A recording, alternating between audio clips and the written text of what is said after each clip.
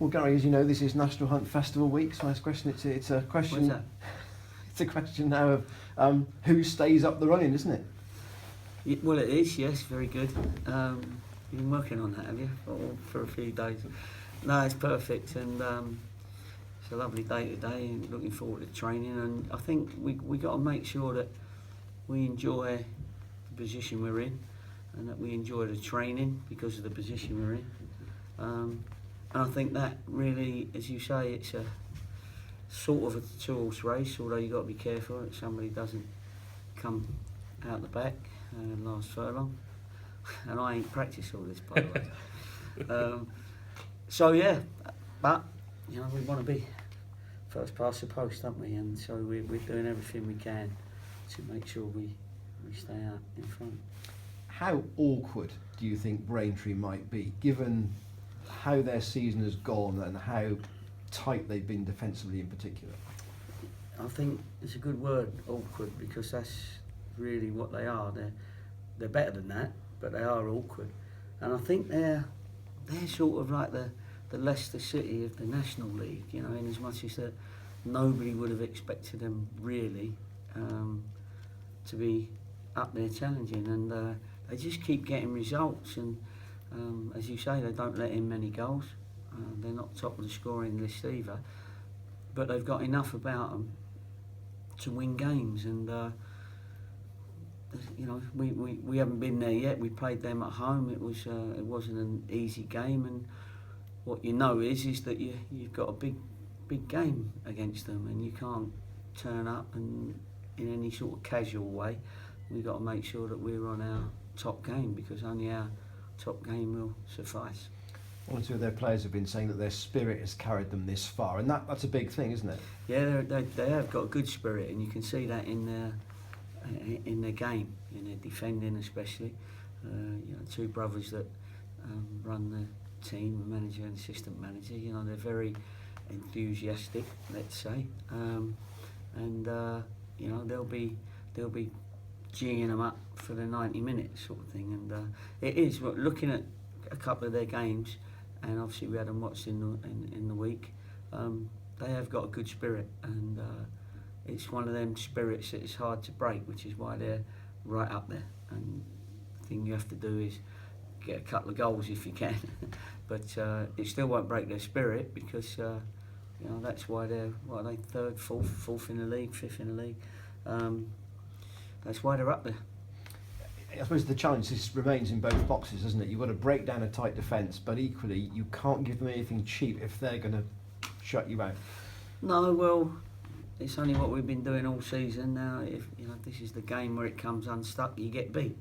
So, but generally, that's the rule of thumb, isn't it? Make sure that you don't give away any opportunities to the opposition, and try and get some yourself. So it's a proper football match, isn't it? You know, and it's two teams that are going for promotion.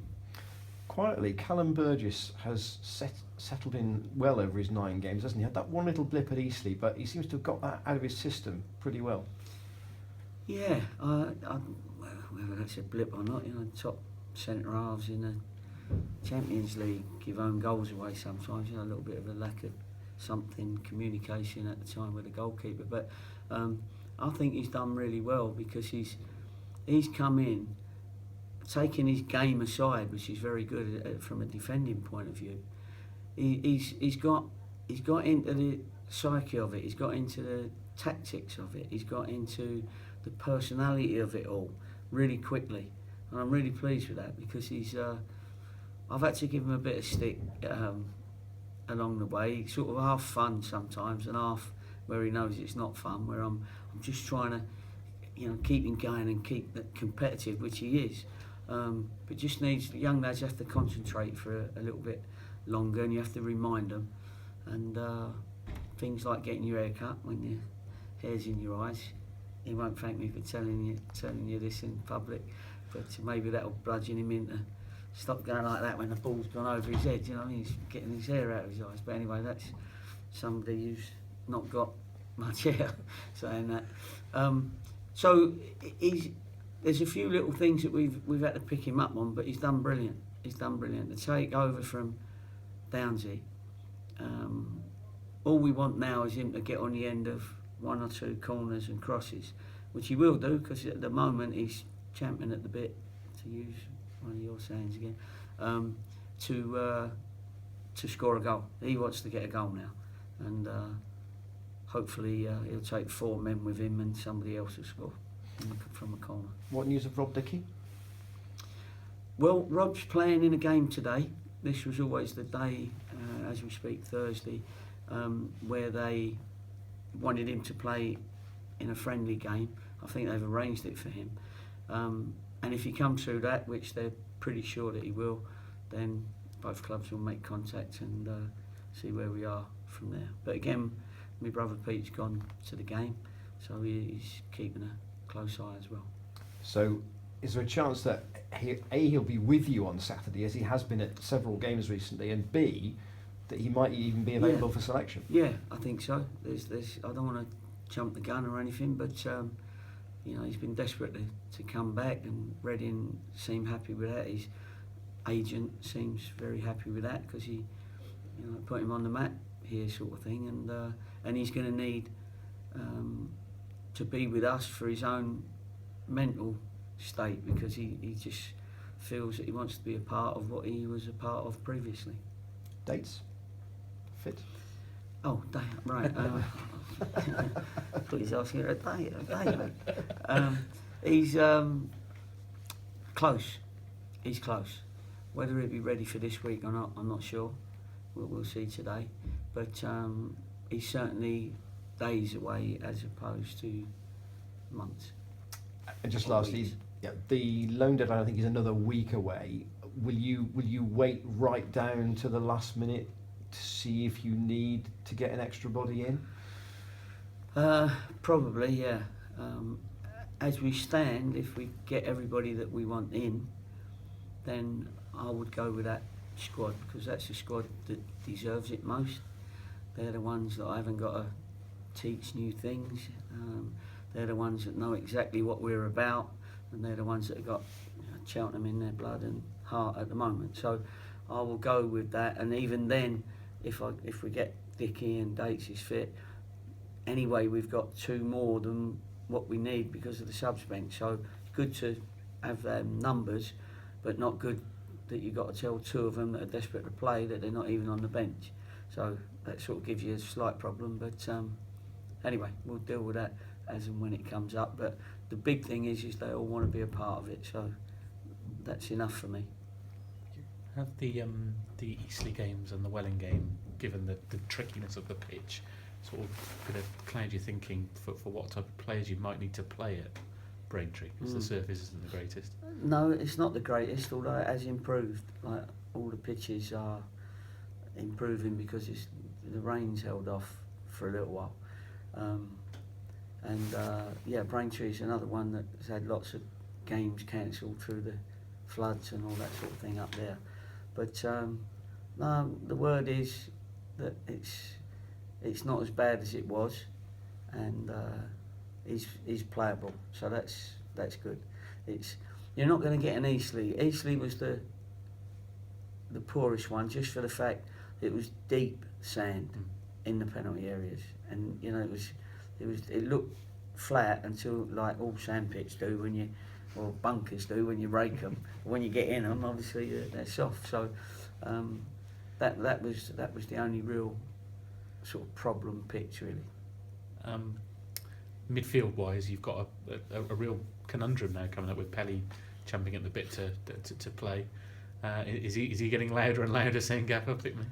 Well, he is in his training. He doesn't need to knock on my door necessarily, but you can see in their training, Morgs, Billy, Pelly, they want to play. George, he's done nothing wrong.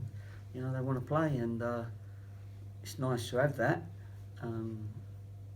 But I've got to make the decisions for the right reasons. And if I've been pretty consistent in my selection of the reasons why I've selected that particular team, and I always talk to the boys that are not in the starting 11, they'll understand why I'm doing it. So all I need them to do is understand why I've done it.